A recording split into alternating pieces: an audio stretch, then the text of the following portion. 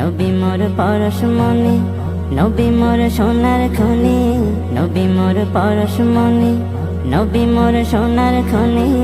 নবী নাম জপে যে জন সে তো দোজাহানের ধনী, নবী নাম জপে যে জন সে তো দোজাহানের ধনী। নবী মোর পরশমণি। নবী মোর পরশমণি, নবী মোর সোনার খনি, নবী নাম জপে যে জন সেই তো দোজাহানের ধনী।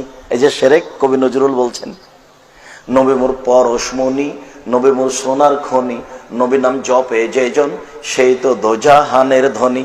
মোহাম্মদ মোহাম্মদ মোহাম্মদ মোহাম্মদ মোহাম্মদ নেকি হতে হবে। নবীর নাম জপলে মানে জিকির করলে, নবীর নাম কি করলে জিকির করলে ও হবে দোজাহানের ধনী। নবী মোর পরশমণি, নবী মোর সোনার খনি, নবী নাম জপে যে জন সেই তো দোজাহানের ধনী।